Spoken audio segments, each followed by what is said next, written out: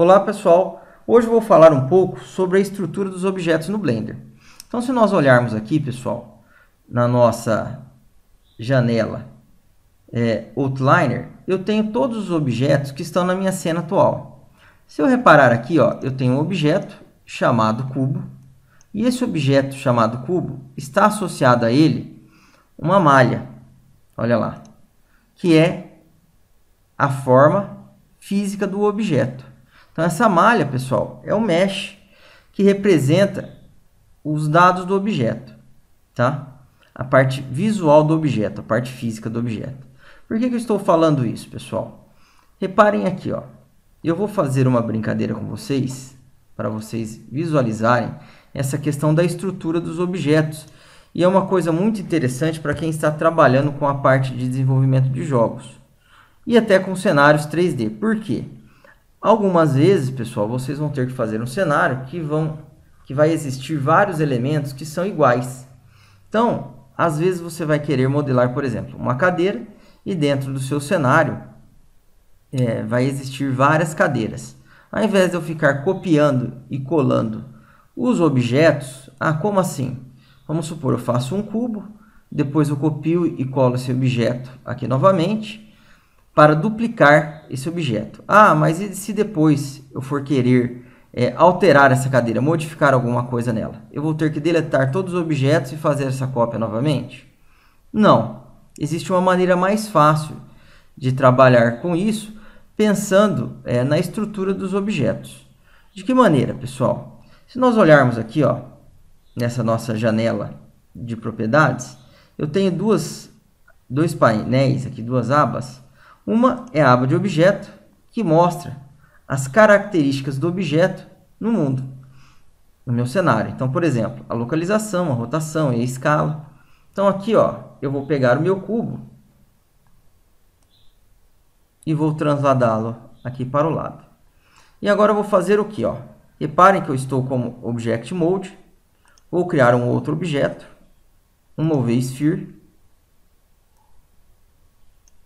E vou rotacioná-la aqui para o lado direito. Então, pronto, eu tenho um cubo e uma esfera.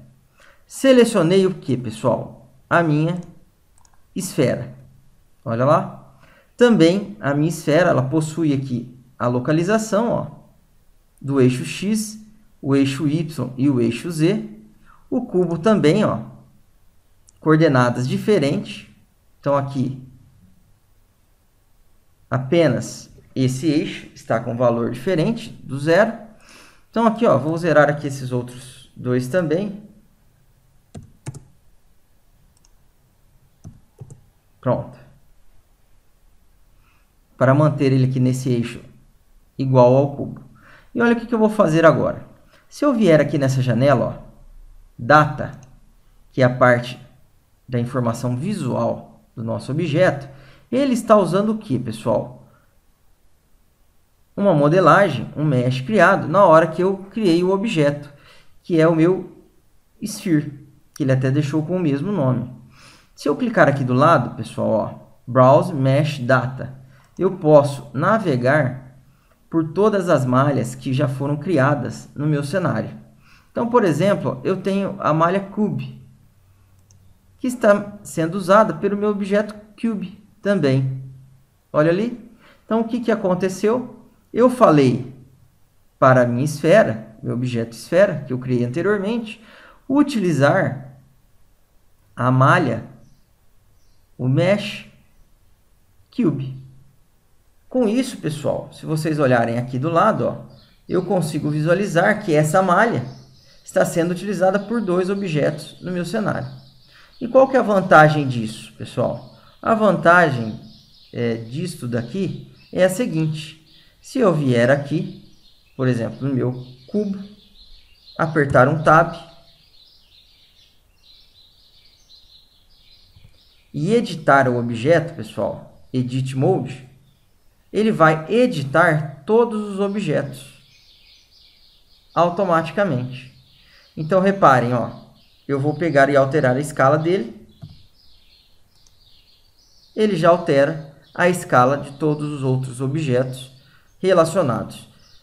que estão utilizando a mesma mesh. Então, se eu vier aqui, ó, e selecionar apenas um ponto, reparem, como eu selecionei esse ponto aqui, como este objeto, o meu sphere, está utilizando a mesma malha, ele também foi selecionado no outro objeto.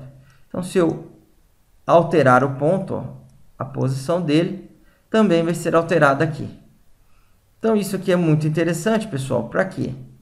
Na hora que vocês estiverem criando um cenário e forem criar objetos idênticos, eu não preciso ficar copiando e colando os objetos. Eu posso apenas inserir novos objetos em cena e depois informar para esses objetos utilizarem a malha do meu objeto inicial. Então, por exemplo, aqui, ó, eu posso fazer o quê? O meu cube, eu posso dizer que ele é uma cadeira. Então, aqui eu vou alterar o nome dele. Ó, botão direito, rename, ó, cadeira. Então, sempre quando eu for alterar e editar esse modelo da cadeira, eu venho neste objeto e edito diretamente nele. E os outros herdarão as características da mesh que foi inicialmente definida para a cadeira. Ah, mas e se por acaso eu clicar no Sphere e editar por aqui, pessoal? Também é possível? Sim.